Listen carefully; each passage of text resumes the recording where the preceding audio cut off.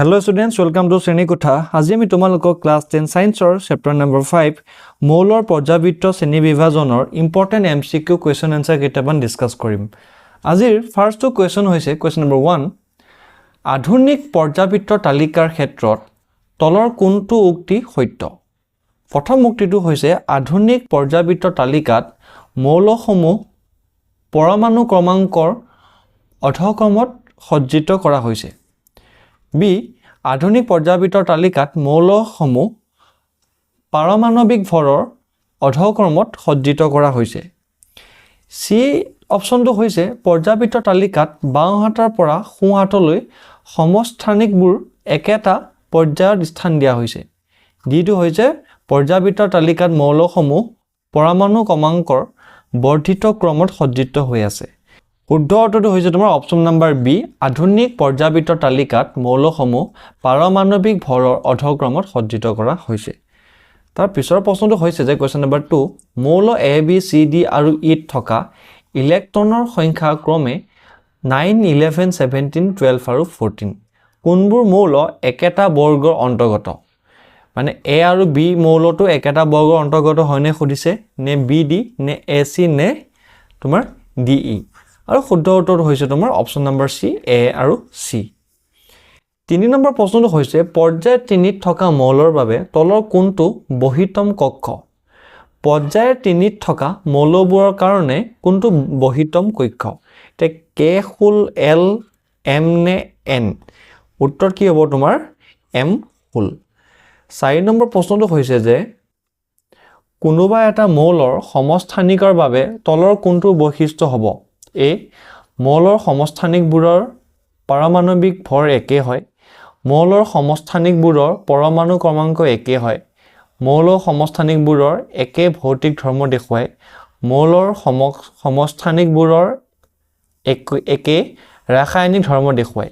এটা শুদ্ধ উত্তৰটো হ'ব তোমাৰ কি অপচন নম্বৰ বি মৌলৰ সমস্থানিকবোৰৰ পৰমাণু ক্ৰমাংক একে হয়। এতিয়া 5 নম্বৰ প্ৰশ্নটো হৈছে যে তলত দিয়া মৌলসমূহক অধাতৱীয় চৰিত্ৰৰ বৰ্ধিত ক্ৰমত সজালে সজ্জাটো হ'ব। ঠিক আছে, লিথিয়াম, অক্সিজেন, কাৰ্বন, বেৰিলিয়াম আৰু ফ্লৰিন। তোমাৰ কি হ'ব অক্সিজেন, ফ্লৰিন, বেৰিলিয়াম, কাৰ্বন নে লিথিয়াম নে বি নে চি নে ডি য'ত আছে ফ্লৰিন, অক্সিজেন, বেৰিলিয়াম, কাৰ্বন আৰু লিথিয়াম। এতিয়া শুদ্ধ উত্তৰটো হ'ব তোমাৰ কি অপচন নম্বৰ বি টো এইটো শুদ্ধ য'ত কি আছে লিথিয়াম, বেৰিলিয়াম, কাৰ্বন, অক্সিজেন আৰু ফ্লৰিন আছে।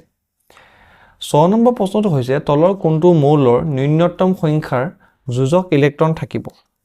ঠিক আছে, তলৰ কোনটো মৌলৰ ন্যূনতম সংখ্যাৰ যোজক ইলেক্ট্ৰন থাকিব? সোডিয়াম, এলুমিনিয়াম, সিলিকন নে ফসফৰাছ? শুদ্ধ উত্তৰটো হ'ব তোমাৰ সোডিয়াম। 7 নম্বৰ প্ৰশ্নটো আছে যে তলৰ কোনটো মৌলই আম্লিক অক্সাইড গঠন কৰে? পৰমাণু ক্ৰমাংক 7 যুক্ত মৌলই নে পৰমাণু ক্ৰমাংক 3 যুক্ত মৌলই নে পৰমাণু ক্ৰমাংক 12 যুক্ত মৌলই? আৰু অপচন নম্বৰ ডি টো আছিল পৰমাণু ক্ৰমাংক 19 যুক্ত মৌলই। এটা শুদ্ধ উত্তৰটো হ'ব অপচন নম্বৰ এ পৰমাণু ক্ৰমাংক 7 যুক্ত মৌলই কি কৰে আম্লিক অক্সাইড গঠন কৰে।